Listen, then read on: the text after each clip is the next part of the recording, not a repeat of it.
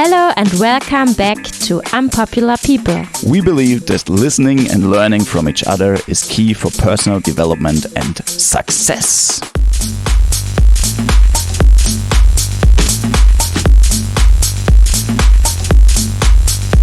Today in our interview, Pieter Borgh from New Zealand. Pieter is originally from South Africa and he grew up in New Zealand, and he is a DJ and a gardener. When Pieter was a child, he struggled to find his own identity. Why? You will find out in this interview. Nowadays he organizes parties and he creates his own music. And he has an own company, a garden company. About this he tells a little bit in this interview too. If you want to find out more about Unpopular People, please visit our website www.unpopularpeople.com. Have a look on our website to find out more about our services and the services of our previous guests. It would be great if you share this podcast with all of your friends and family. This would help us a lot. www.unpopularpeople.com. And now, have fun with this interview. All right, Pieter, thank you very much for taking this time to have an interview with us. We're really curious about your story, and we know you a little bit now, but we also want our guests to find out who you are, what are you doing, and we will ask you a couple of questions, and we hope you feel fine with it. If you feel uncomfortable with any of those questions, just let us know, and you don't have to answer, of course. It doesn't have to be too private, but we're always happy if someone shares private stories as well. So let me just start with the first question, and it's always the same for all our interview guests, just to find out a little bit more about you and your background. So where were you born and how did you grow up? Okay, well, nice to see you guys too. And I was born in Cape Town, South Africa, and brought up there until I was 10. And yeah, there's not too much in regards to me feeling like I can't disclose any personal information. I'm absolutely comfortable with that. Brought up in South Africa until I was 10. Moved to London with the family, with 6 kids. And we moved to London when I was 10 for about a year. We immigrated there. And then we moved back to South Africa because my parents divorced. And stayed there another 5 years.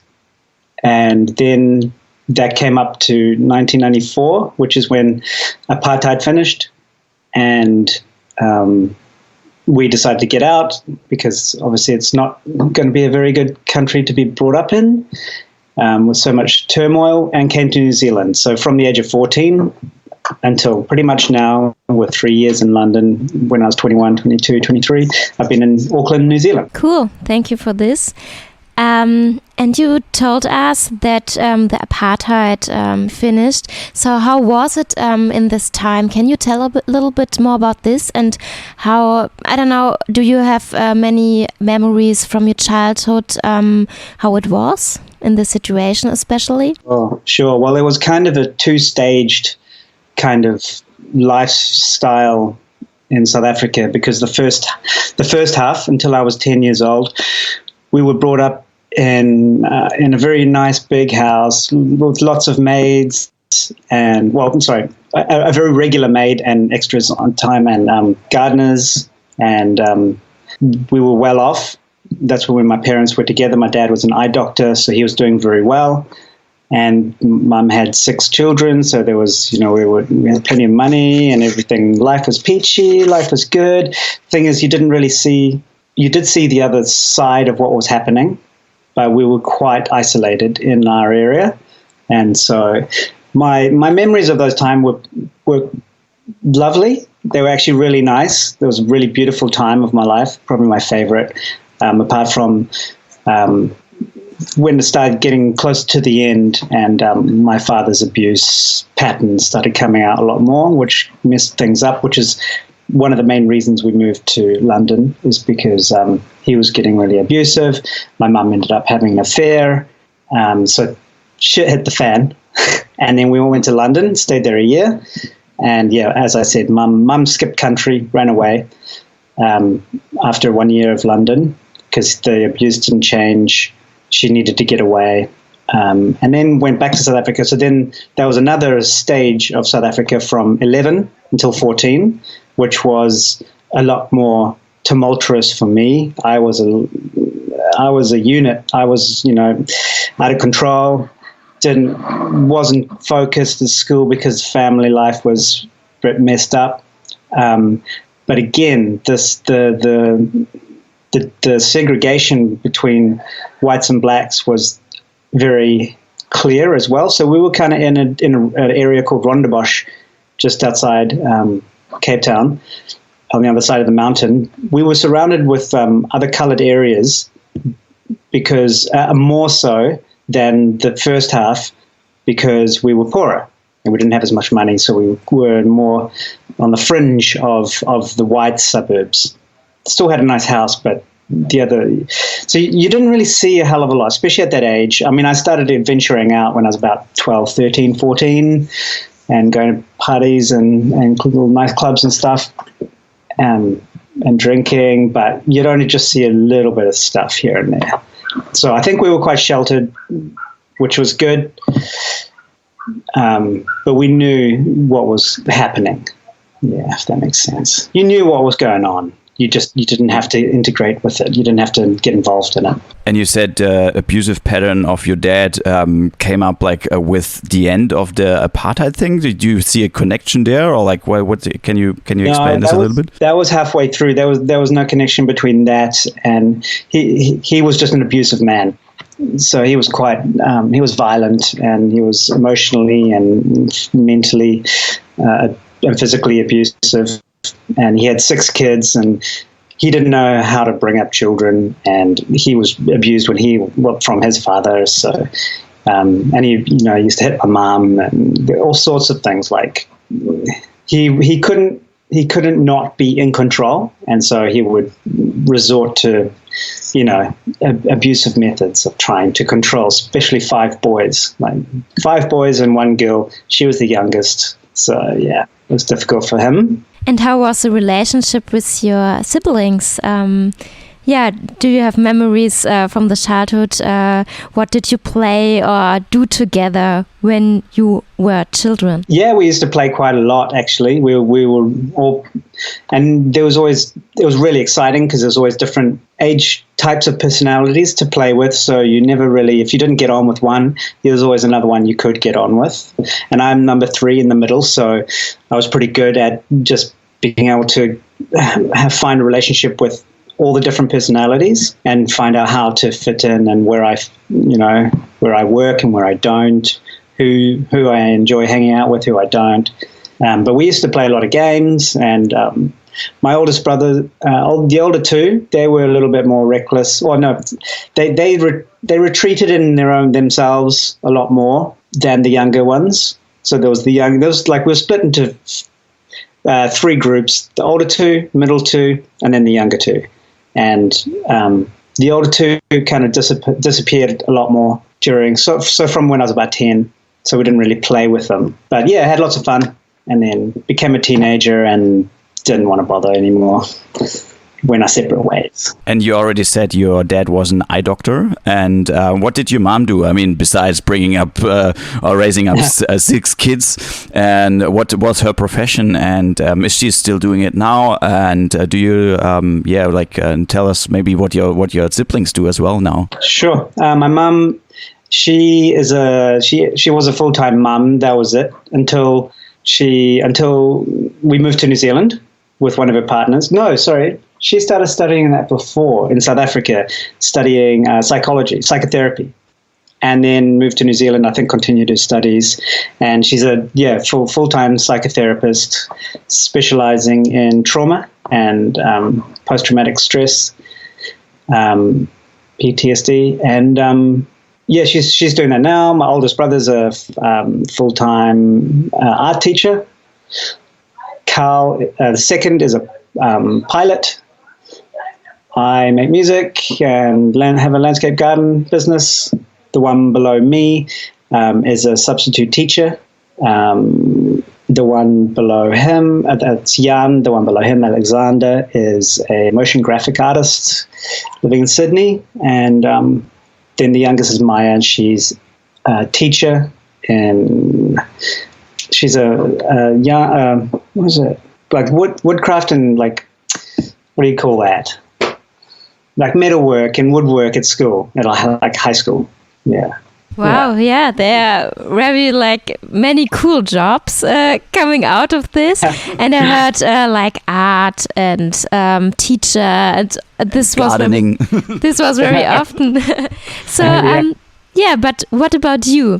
You told us you are a musician, and yeah, how did you come to this point where you are now? How did it go further after you moved to New Zealand? How did it begin? How did it start?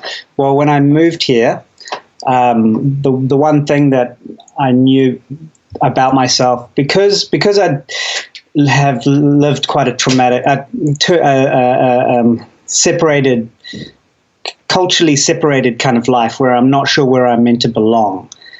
That's what ends up happening if you immigrate too many times. You lose touch with what your culture is, especially if you don't really enjoy or appreciate or respect the culture that you have come from. So with that separation, I needed to attach an identity to something. And for me, that the main thing was what I enjoy in life, and because life got a little bit, but shit, I needed to make sure that I was happy. And the thing that made me the happiest was listening to music and dancing, and dancing around my room, making little raves at home. So from quite a young age, as soon as Prodigy and Chemical Brothers and The Shaman, and like since electronic music started, I was brought up with it. And then when I got to New Zealand, went out looking for clubs, and no one really knew about techno, so I went out looking for raves. And what I found is that people in New Zealand didn't really understand what that was. It was happy hardcore, and there was this very small scene. So started going out looking for it, and then found that I was, always leading all my mates out to go to these clubs, and I started collecting the music, finding it, and then ended up becoming DJ. And at the same time, started producing as well when I was about 19, 20, roundabout. And found out I could do it on a computer, so started doing it. And it's just been a long journey since then. So I'm putting parties on called Geared at the moment, and that's been really fun. And playing the type of techno, the harder, darker kind of stuff that I like. And producing as often as I can. With my job, I'm finally able to make a little bit of money. So I've been slowly buying some equipment, some good synthesizers, and to help me get creative and give me a different outlook on how I want to produce music, which is not happening as much as I want because of my job. It does actually makes me quite tired. So I'm actually really enjoying this break, this corona lockdown break, because I get a break from work and I get a break with my body, and I can just do what I want. So this has been absolutely fantastic. Getting productive is great. So tell us a little bit more about your work that you, usually do in normal times. So how did it get to there, and why do you do it? Yeah, the gardening, because I didn't really work so well with normal society, in quoted fingers, but I struggled dealing with people and fitting in and authority, and I struggled with the life in general, and the purpose of life and the meaning of life, and finding myself in shops, and I'd get very bored, I'd get very agitated. I knew there was more to life. I needed to be outdoors, so I started being a builder, but then on building sites here. And I started taking, drugs quite early, like LSD, since I was like 15. And that opened my mind up quite a lot. And already life had opened my mind up. So working around builders they weren't open-minded enough. A lot of people weren't open-minded enough. They weren't, I'd just be like a crazy little hippie, and, they'd give me shit, and I would just wouldn't feel like I fit in anywhere. So I started gardening because you can just chill on your own. It's quite peaceful. And then ended up, did that in London for about 3 years. When I moved there when I was 21, 22, 23, and got a job assisting, so driving the van around. So it was an amazing way to check out London. And then got back to New Zealand and just started doing that again. And then went on my own and been doing it did it for about 8 years with my first business, and then sold that and studied graphic design to try and do something different. And then found that I didn't really want to find myself sitting in an office. I think I'd get bored. It's quite a competitive industry. Tried to find a job, didn't. So graphic designed a new company, gardening, and 5 years later, still doing it. So I'm again at the same crossroads about whether I want to keep doing it, which I really am struggling with again. And the future's a little unsure at the moment. I think the whole state of the world's a little bit unsure. So I'm not too sure where I'm going from here, but it's still a way to enable me to own my life, to do something meaningful, which is, help people's personal environments be beautiful. And it's great. It's fun working outside. So I'll keep doing it for now, as long as it doesn't interrupt my creativity, which is, something that I really want to make a priority that I still struggle with. So when you're struggling with these things, or when you sometimes have like this confused thoughts in your head, so what should I do, is it right, is it wrong? So is there a tool or something you find out for your own that you use to calm down your mind and that your minds become clear? Is there something? Just knowing, what do I do? I mean, remember when you had a hard time once before? What did you do to get back into into state you want to be, like to find the balance? Do you? Is by stepping up, by changing my mindset, which I'm very able to do in regards to the effort I put into things. So if the gardening's getting overwhelming and I'm feeling like it's bogging me down, then I've got to step up. No one's going to help me, so I work extra hard and I go to kickboxing 3 times a week. And when I'm really on form, then I'm doing it a lot because my body's sore. So it's like, okay, fine, I need to get strong. So I go kickboxing, get really strong. If I'm getting bogged down by my work, then I'll just shut work down. By my admin.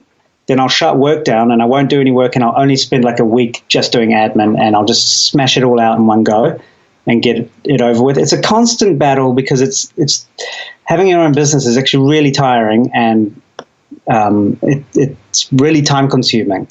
Like I'm working all the time. It's always on my mind. I'm always having to text clients, and I've got to do invoicing. I've got to think about my tax, and I've got to think about people working for me and the next job, and then also taking time out for myself, and then feeling frustrated because I'm not making the music that I want. So it's just like, it's a bit of a battle. Everyone says, it's the perfect job. That's ideal. You got your creativity sorted and you've got your work inside outdoor kind of balance. So it's healthy, but it's not actually that balanced. I don't get enough music time, and I don't really, especially when you as well have a partner, because you spend a lot of time then with your partner as well, and so it takes you away from that flow that you kind of need. Like even now that I'm finding I'm inside all the time, it's taken me about 2 weeks to actually get to the point where I'm ready to make music and focus.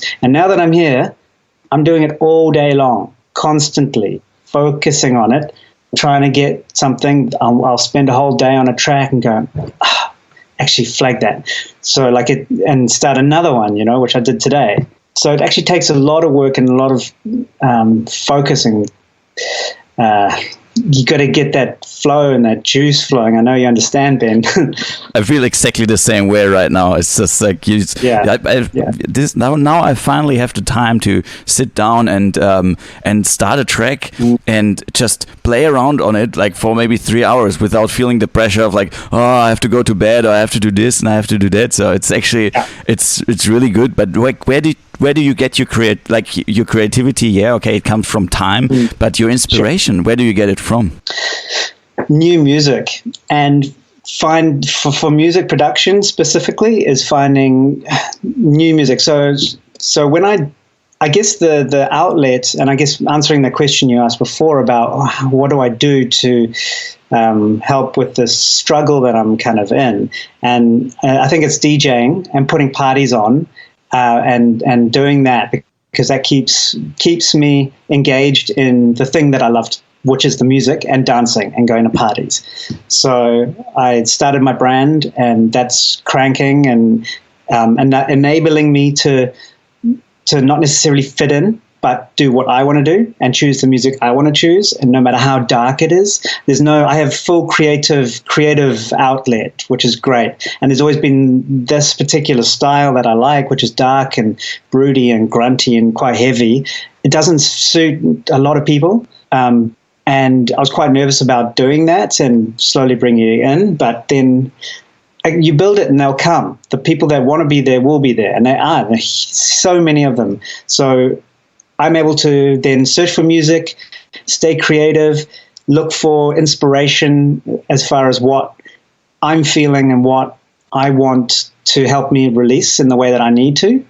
So the music that I choose is my inspiration, and for my emotional outlet, for my social outlet, for my and then it's also inspiration for my production, because then when I do end up making music, finally, I have a party that I can play that music in. So before I've been making music for years and done live sets and haven't released that. I've only released 2-3 tracks and don't finish a hell of a lot, or the ones I do finish, I was often just making for the live sets. So I've done a lot of live sets over the years. Haven't really played them out as much, because especially up in Auckland, I find there's not as many producers. So down south in the South Island, as you know, Ben, like there's a lot more producers and a lot more kind of open to stuff that's not necessarily the best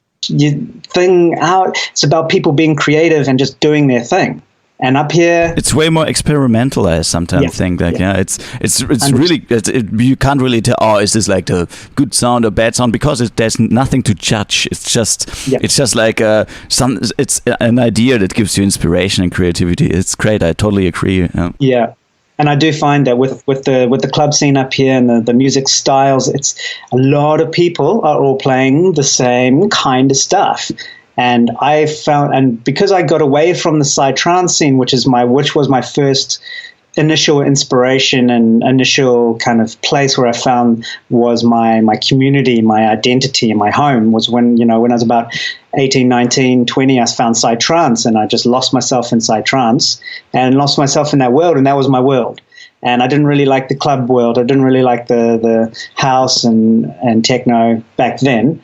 And then the techno stuff, but then I got a little bit over the psytrance, and because it was a little bit monotonous, the word was a little bit alienating. It was a little bit kind of just too many munters, and I just got a little bit frustrated with it. And then, everyone from the South Island, and then that showed me that there was like more people out there, different types of people, all doing the same thing, which was cool. And that kind of opened my mind in regards to the fact that I didn't necessarily have to only be in one particular scene or world. And so I got out. So then I'd get flown down to Christchurch, and that was rad, had heaps of fun.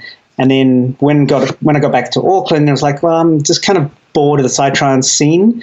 I'm not making any new friends. I want to see what else is going on. And the minimal techno had started, and then the techno stuff had really kind of merged a little bit more with the psytrance, with the psytrance kick, and things just started being a lot more experimental with the techno, and that was really exciting for me because I kind of got bored for about 3 years, and then started going out to the clubs and the party and the clubs basically in Auckland, and it was all a little bit house music and quite chill and deep techno and deep house, and then I kept getting told I play too hard. So the music I was choosing was like, banging techno, but not psytrance. So I was in no man's land in Auckland because no one knew about it. But over in Germany and everywhere else, they're digging it, So I fitted in, and I played more relaxing music because they were like, it's too hard, bro.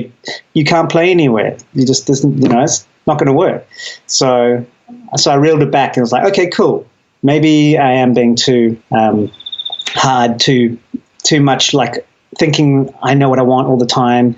Maybe I need to open my mind up. And so I did, and that was awesome because then I started really opening my mind about slowing down and playing chill stuff and the deeper stuff. And that was good for my soul as well. It relaxed me a lot, which was good. It wasn't really what I was about, but it was nice to chill and relax and go, okay, cool. If this is what people need, then this is what I'm going to do.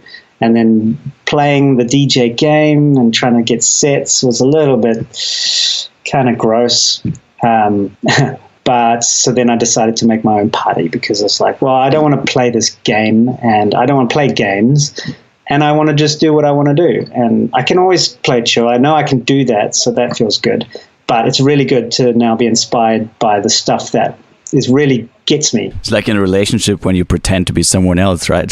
Right, exactly. Yeah. So yeah, I'm inspired, especially now I'm finding this really squelchy, deep techno stuff. And yeah, I'm excited. And I want to stay excited about music. Yeah. What would you recommend other people who have the same or similar difficulties, who want to produce music, but they don't know how to impress or how to find the right thing that they fit in, or that they combine their own style with what the people want? Sure. I would say that we're not trying to invent the wheel. It's quite hard, I'm finding, to try and find something really, really unique and different and totally out there because it's all been kind of done. Everything is always unique. You can't make the same thing again. No matter how hard you try, you can't do it. It's impossible. But on the other side, I also think it's everything is not unique, but everything existed before. So sometimes, as you said, like, don't reinvent the wheel, but maybe just like take things and do it like your own way, maybe. Yeah, exactly. I mean, you can only do it your own way. What I was finding that I was making music that wasn't as consumable. Like, it couldn't be released anywhere because it wasn't fitting into a particular genre or style. And I think a reason those genres and those styles exist is because people have refined a particular type of sound that they want. And in all of those genres, it's interesting you asked this now because I'm coming to a really interesting realization about how I'm producing music as well, is by actually imitating what you hear. It's not copying, it's imitating, because there's a reason they have a particular kick. There's a reason they have these particular hats and why they mix the hats and the elements together in a particular way. So don't feel like you can just do it which is what I've done for years. I just make music and I don't reference any tracks. I don't really go in and like listen to a particular sound and go, even though I'm really inspired by a particular type of music, I'm not making the music I really want. And I think that's because I'm spending far too long on my own and just doing it rather than really thinking about what I'm doing. If that makes sense. So think about what you're doing. If you're going to make music, think about what you're doing. think about what you want and take tracks apart and really analyze things and think why they have a particular style. There's a reason for a particular kick. There's a reason for particular synths and pads and the way that they construct everything, put everything together. So I'm on this very long journey about like how to do that, and it's not easy. I'm not finding it easy, and I think that's what it is. It's rewarding when you work hard. And what is your goal with your music? So when you say think about what you want to produce or what style, so can you describe your style and your goal a little bit more? Yeah. Is it like when you write a book, you write the last page first and then write the rest of the book? Are you doing the same with your music? Do you know your goal before you start?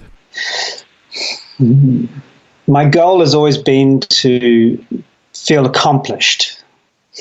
So it's not necessarily it's getting less and less and less becoming a superstar DJ, which it was at the beginning for DJing anyway. And then music production was just fascinating to me. It was like a game. So I want to beat the levels and I want to beat the boss.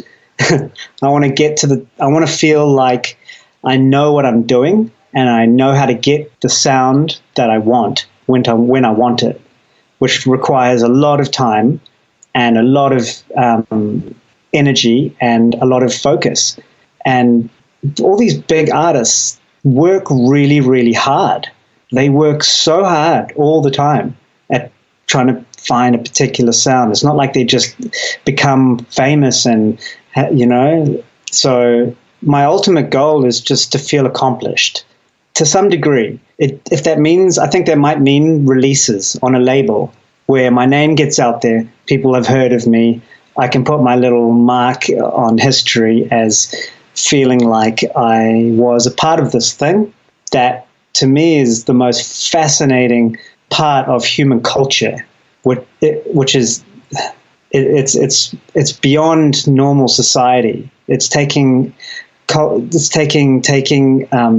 psychology, sociology, community, technology, and spirituality all together into one package.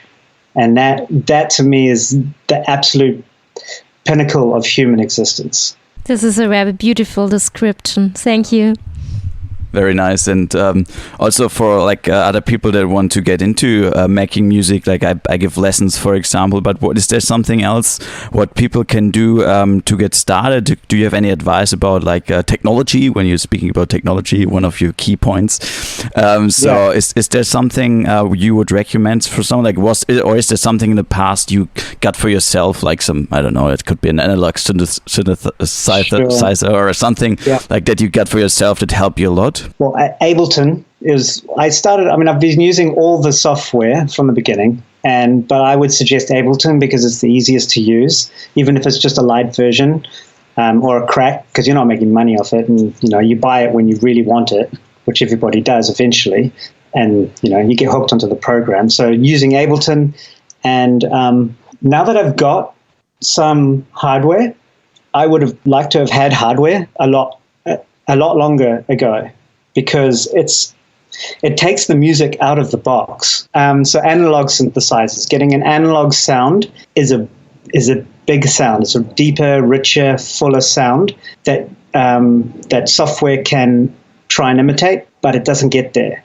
And that's what I found with a lot of so I've made so much music that all doesn't really have that rich fullness, that organicness that you get from a synthesizer, from an analog sound.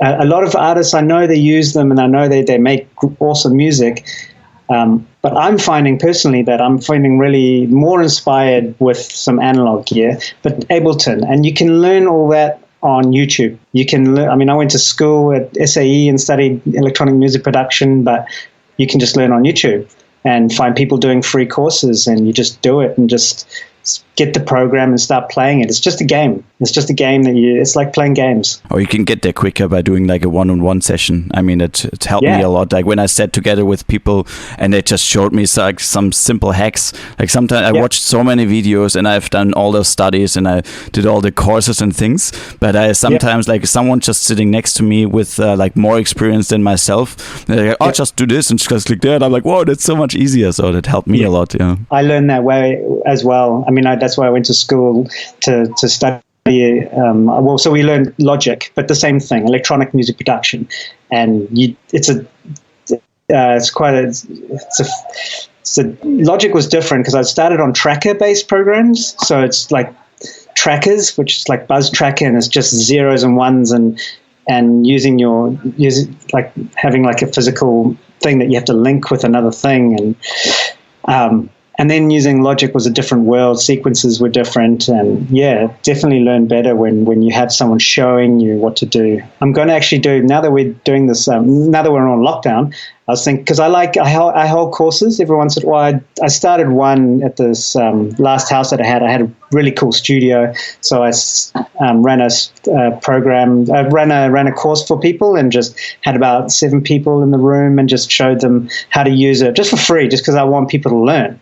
And it's quite daunting to learn on your own or with YouTube. So I'm going to do I just bought a nice camera before, and I'm just waiting for a capture card, and I'm going to do a stream, like an online stream, and just do it like all day long, basically, is have like a live stream of me and my screen and just making music, and people can follow, and I'll just answer the questions, and then they can just see what I do and what actually happens when you're making stuff. So that's what.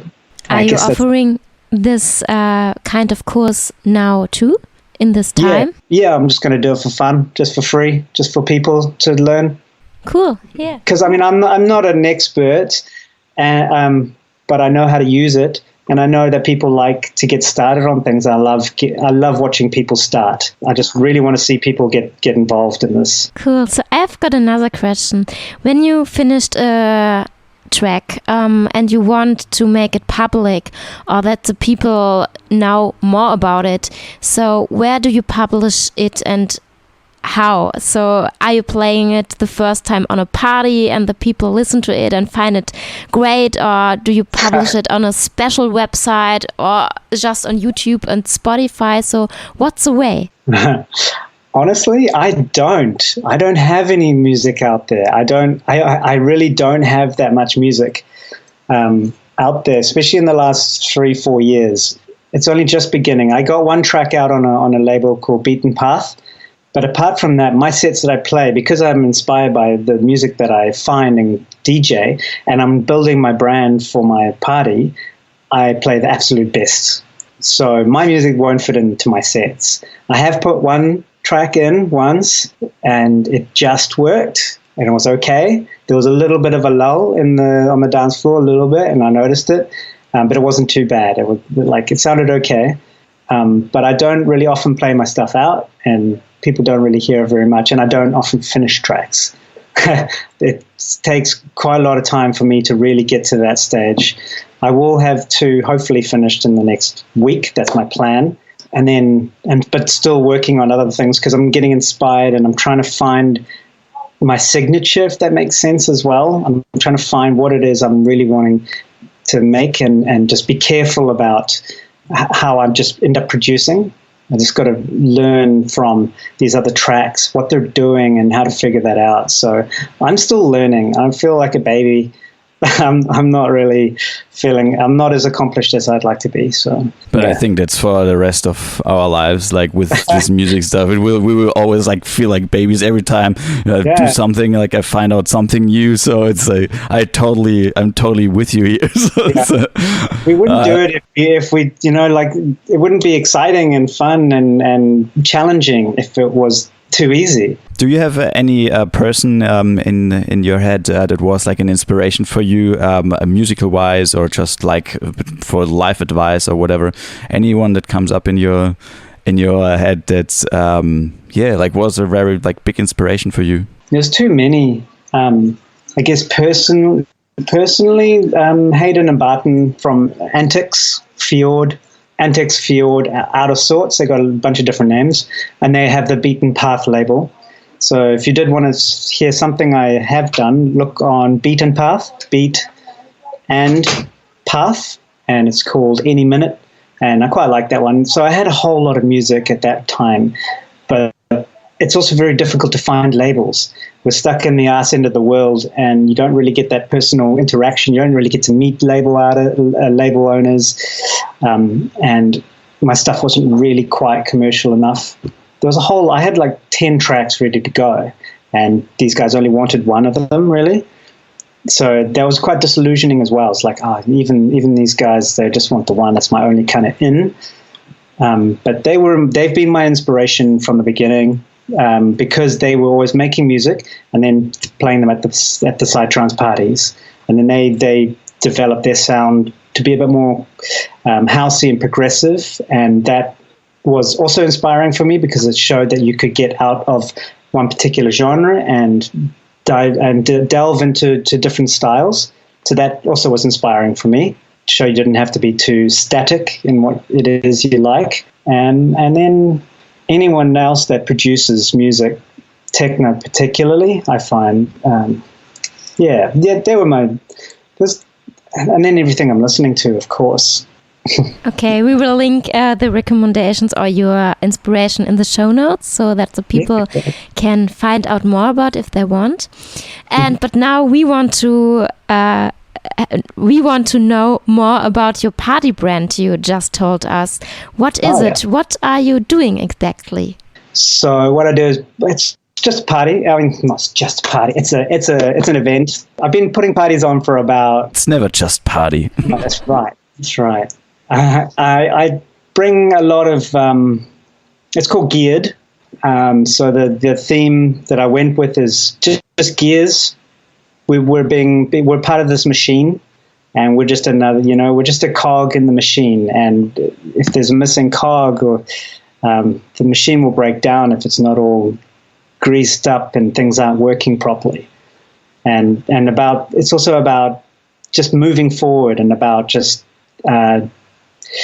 driving and technology and a little bit gritty and darker. So we play dark, heavy, peak time type techno, not industrial, but more squelchy kind of deeper dark. That's where I'm going anyway, personally, with my style, which works with the peak time techno anyway. So your classic commercial techno that's happening all around Europe and Brazil and everywhere really is not really getting played anywhere in Auckland. So there's been a massive gap in the market for a long time, and I've been meaning to fill that gap for a very long time because I'm the only one that actually plays that stuff, and everyone knew that, and so it's about time. And now that someone needed just to make it happen and make a party that is for specifically that and is focused on that, and so that's my thing. And that feels good because then that's my identity as well. And I feel really proud of it. And I love everyone that come to my parties and all the DJs that I am able to find. So I'm about looking for the DJs that don't get to play very often, or the new DJs and the new people who have a particular sound, no matter who they are or how many friends they got or if they've been to my party before. I don't really give a shit. As long as they got the music, that's all I want. That's all I'm interested in. And so that feels good too. This fits very good to our unpopular people concept, I think, because we also interview people from all over the world who are not popular. So, and this is similar with the thing you do, I think, with DJs or like music production that from people who are not popular or not famous. And cool. Thank you. Yeah. But those guys still do like great jobs. Like it's sometimes amazing what you hear, and that's what I like so much about what you said about the South Island and New Zealand. It's just so cool when you go to places and you hear like this. I've never heard this before, but it's just like sounds so good. Yeah, that's awesome. Yeah, it doesn't have to be perfect. It doesn't have to be. You just need the idea and the creativity and the passion for what it is that you're wanting, and that's all people want to see. They just want to see someone that is trying. Yeah, I forgot that this was called Unpopular People. So that actually makes me feel so much better about myself, because, it's not necessarily about having totally made it or totally succeeded. It's about the journey that you do to get there. I mean, and people do it in different ways. I mean, I know that people feel frustrated with me because I haven't really made it. I haven't done what I really wanted to do with my music. And that feels frustrating to me as well. But it's also this lifelong kind of endeavor. And I feel like my life has disabled me a little bit. I do feel a little disabled in regards to accomplishing this particular goal anyway. Like, because it takes quite a particular mindset and a particular, I feel a little disabled in some ways. It's hard to explain, but in other ways, I'm learning and picking up over time. But I wish I was where I'm at now when I was 22. But when I was 22, I can hardly look after myself, and I didn't even want to be alive. So I like finding the odd people to DJ at the parties, the people who want a chance, and that you can see that they want the chance. You can see that their passion and their drive and their inspiration is there, and I want those guys. Yeah. Cool. No, that's really good. And for the people that can't see you, you also have like a saw-shaped curve beside your ear. Is this related to like music or techno or anything? Or like, how does it come? No, this was just us being bored at home and people wanting to try and shave something into the side, like patterns. So someone's shaved a what's it called? A heartbeat, a pulse. Oh, okay. It's a heartbeat. I thought it's like from from the oscillator, like the curve, and it's like a saw. Oh yeah. Well, but you can try to something like that. Yeah. You can try to imitate like this curve in the music. Like if you use your. The other side is really bad. This was Emma's attempt. She just made it up in her head, and it's terrible. But the thing is, you can do this for our listeners. We have to explain. So it's like like with a razor or something. They like just different shapes. It looks like the left looks a bit like a zebra, and the right looks more. Yeah, it's like a heartbeat. That's right. Two different people did it, so you could do it too. Now you've got time for it to grow out. If you ever want to put patterns in your head, this is the time. We actually did. Like Elisa shaved the side of my head, and she's done a great job, I have to say. Like, I'm really, really happy about it, to be honest, because it didn't cost me anything. I mean, just like a kiss or so, but dinner. We try everything in this time, I think, with lockdown, so everybody's getting creative, and So when this time is over and like things go back to normal, like what if I have another question concerning the place where you go back to normal. About the place where you live now. So you talked a lot about Auckland and South Island, and we know you come from South Africa, went to London. But what if you had to leave New Zealand, like for some reason, like, you have to leave the country for good?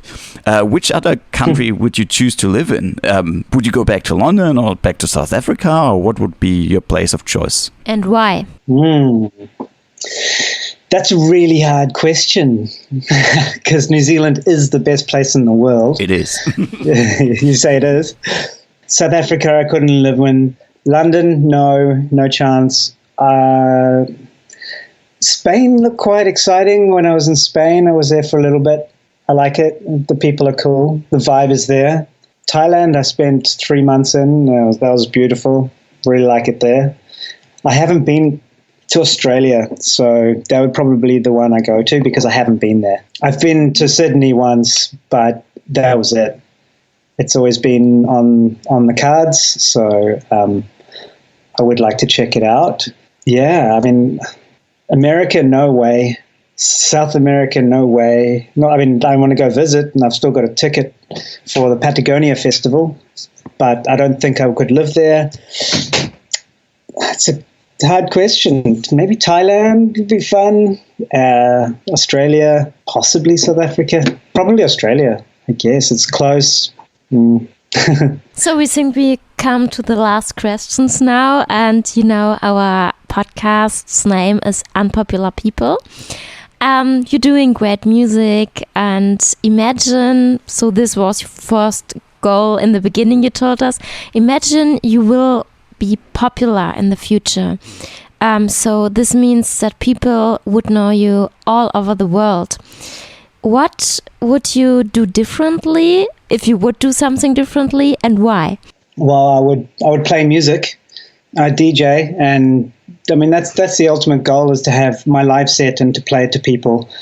My message would be to just drop ego and to allow people to express themselves where they need to. If I was popular, I'd probably play them. That's a hard question, I guess. I'd just help other people do the same thing to achieve their goals. If I saw any desire, I'd probably make a lot more effort to go out and reach out for people and to set a tone for moving forward in regards to achieving your goals by offloading anything I've learned. So possibly I get popular and I can then show everybody else how to do it as well, if that's what they want. Great. I mean, there's a saying, you can only be successful if you make other people be successful too.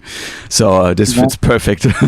And if you would have a school full of kids, what do you want the kids to learn? Like, what do you think is important? I mean, especially from your really interesting background from South Africa and having problems in the past with identifying yourself with a new environment and things like this. Is there anything you think they should put as a subject in school for kids to learn in an early age on to have it easier in life, or not necessarily easier, more like that it don't have to have those awful struggles some kids and some people have to go through? Yeah, I think it would be how to identify your own emotions and how to manage them. I think that's the most important lesson that I'm still learning. Everybody's different, and some people have been brought up without any problems. So their parents taught them fine, they've got no major issues, and they can go through life and things don't upset them as much as maybe some other kids or some other people. So, but then they would struggle in other ways. So it would be managing your own emotions, being able to identify your emotions, and understand that you are not your emotions. I would also set meditation as being something that should be a part of everyday life.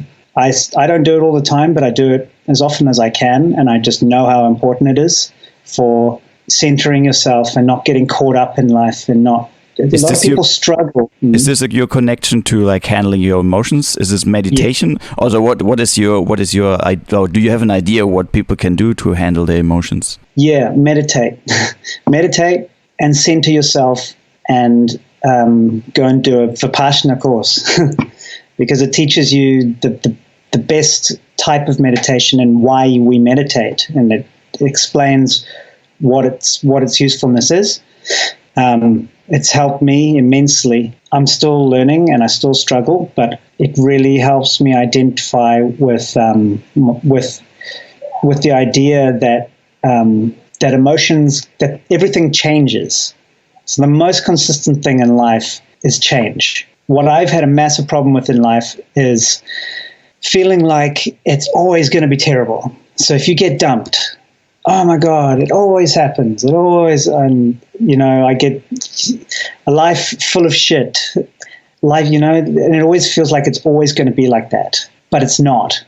Like that emotion that you feel when you get pissed off or something or somebody, you feel like you're always feeling that emotion. It actually goes away after about 5 minutes if you let it. That identity and that fixation on both negative and positive emotions leads to misery ultimately. If you constantly trying to fight the idea of that you're angry, then it's a contradiction. Basically, just meditation allows you to understand and observe your emotion rather than feeling like you have to always be engaged in that emotion. And just about observing it and watching things happen and watching them let go as well. Because I think for me, I've always felt like I'm always this pent-up aggression or anxiety or depression. Everything is always changing. Yeah. Sorry, just one more question to this. What is your first step to approach this, especially meditation? What would you say, like, what could be the first step for people to do to actually approach this meditation and through this handling their emotions? What was your first step to start? Well, I mean, I've been through years of therapy, so and counseling, but I would suggest just sitting down for 20 minutes, going to YouTube, putting some headphones on and finding a 20-minute guided meditation. Some of them can be a little bit fluffy, but if you just want some time to take time out for yourself, just listen to one of those.